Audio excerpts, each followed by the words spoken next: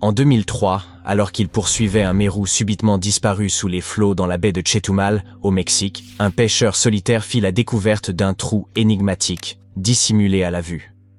Plus de 10 ans plus tard, son fils revint sur place, accompagné de chercheurs désireux d'examiner ce phénomène. Ils entamèrent des relevés.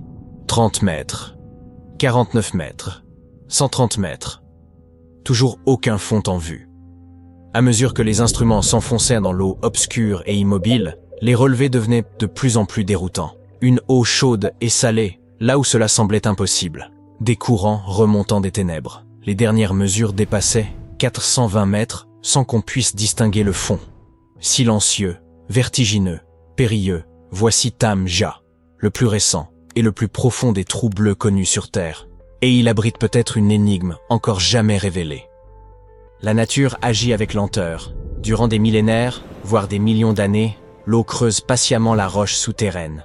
Puis, un jour, tout s'effondre, le plafond cède, le sol s'abîme, et ne subsiste qu'un trou béant. C'est un gouffre d'effondrement. Les trous bleus sont en réalité d'anciens gouffres, lentement submergés lorsque le niveau marin s'éleva il y a fort longtemps. Vus du ciel, ces trous prennent l'apparence d'ombres circulaires, bien plus sombres que les eaux environnantes. Leur extrême profondeur en est la cause. La lumière du soleil peine à en atteindre le fond. Certains plongent sur plusieurs centaines de mètres, suivant un axe presque vertical. Isolés des courants océaniques, ils forment des milieux immobiles et clos, dont les mécanismes échappent encore à la compréhension des scientifiques.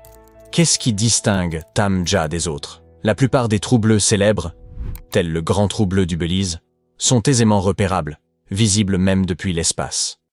Tam Ja, à l'inverse, semble vouloir passer inaperçu. On dirait que la nature a sciemment choisi de le dissimuler.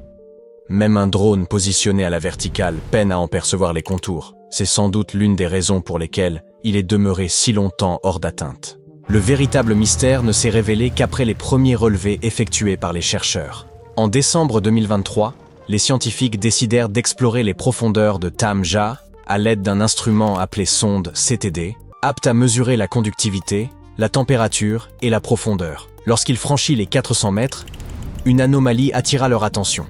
L'eau, au lieu de se refroidir, devenait soudainement plus chaude. Elle présentait aussi une salinité nettement accrue, avec des valeurs correspondantes à celles observées dans la haute mer des Caraïbes. Mais attendez, la baie de Chetumal fait déjà partie des Caraïbes, alors en quoi est-ce si étonnant? Tam Ja se trouve enfoncé loin à l'intérieur de la baie, et sa profondeur exceptionnelle détonne dans un cadre aussi calme et abrité. Ce qui intrigue les chercheurs, c'est que l'eau au fond de cette cavité présente exactement la même température et le même degré de salinité que la haute mer, alors qu'elle en est isolée horizontalement. Cela laisse supposer l'existence de tunnels ou de fissures souterraines reliant le fond de Tam Ja à la haute mer, non pas en surface, mais en passant sous la roche. Une sorte de réseau secret de conduite naturelle, dont l'origine pourrait remonter jusqu'à l'époque des grands impacts d'astéroïdes. Tam Ja se situe non loin du cratère de Chicxulub, là où, il y a 66 millions d'années, un météore gigantesque s'est écrasé sur la péninsule actuelle du Yucatan. Cet événement est généralement considéré comme l'élément déclencheur de la grande extinction ayant rayé les dinosaures de la surface du globe. L'astéroïde n'a pas formé Tam Ja lui-même, mais il aurait pu fracturer les strates rocheuses, facilitant ainsi la création ultérieure de grottes, de tunnels et, à terme, de trous bleus. Certains avancent même que ce réseau englouti pourrait s'étendre à d'autres cénotes ou sources cachées à proximité.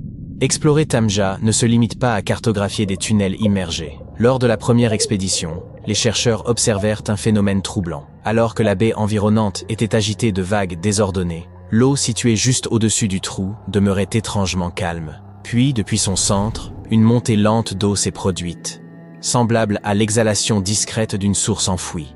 Ni geyser, ni éclaboussure, mais une poussée stable.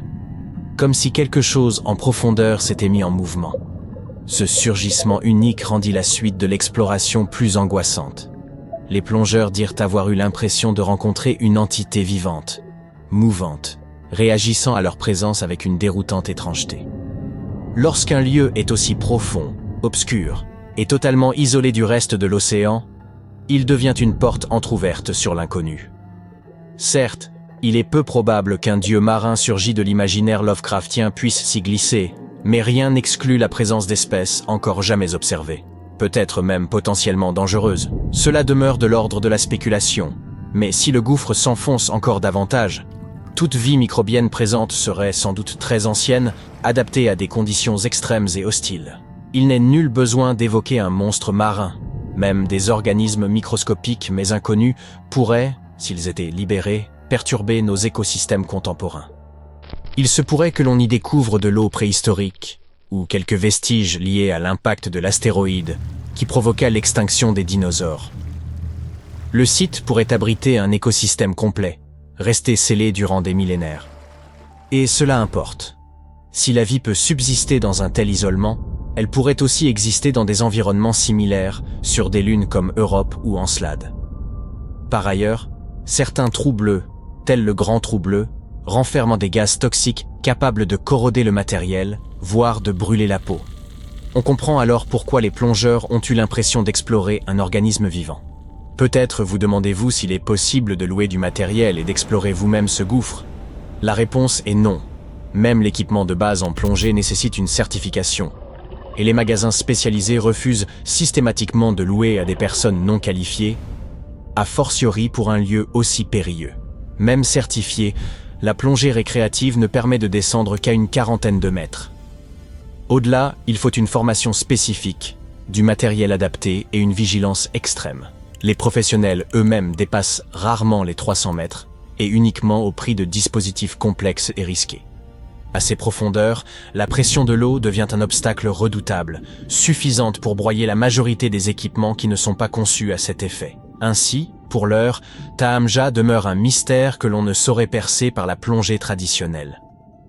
La prochaine étape consistera probablement à envoyer un ROV, un sous-marin télécommandé muni de caméras, de bras articulés et de capteurs. Il peut explorer des profondeurs inaccessibles aux plongeurs et y rester plus longtemps. Ces engins pourraient révéler des fossiles, des anomalies chimiques et des traces des changements climatiques passés. Dans la majorité des trous bleus, la vie est bel et bien présente. Éponges, coraux, poissons. Cependant, plus on descend, plus l'oxygène diminue, compliquant la survie, bien que certains microbes persistent.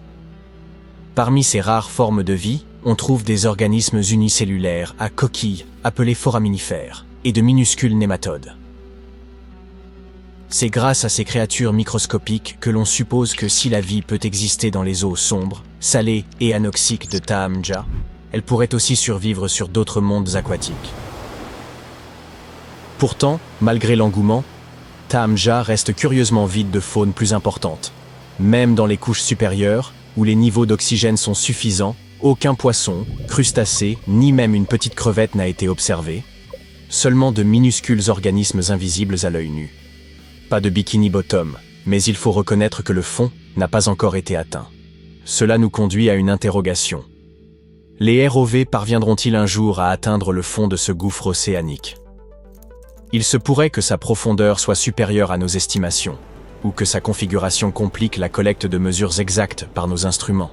Ce trou pourrait receler des tunnels latéraux, des rebords ou des courbures qui perturbent les relevés. Les parois pourraient être trop instables, ou la pression et la chimie de l'eau perturber les capteurs. C'est un peu comme jouer à un niveau sous-marin au ralenti, avec un robot capable de saisir des objets, mais fragile. Heureusement, les scientifiques disposent d'autres options. Ils peuvent envoyer des drones sous-marins autonomes, lâcher des caméras qui filment en descendant, ou cartographier le trou depuis la surface grâce au sonar. Plusieurs méthodes permettent ainsi d'explorer ces profondeurs. Malgré nos avancées technologiques, de nombreux lieux sur Terre restent inexplorés. En réalité, nous avons cartographié davantage la surface de Mars que celle des fonds marins. Les engins spatiaux peuvent balayer une planète entière rapidement, alors que la cartographie sous-marine est lente, coûteuse et entravée par l'obscurité et la pression. Pourtant, Tahamja conserve le record du trou bleu le plus profond au monde, pour l'instant.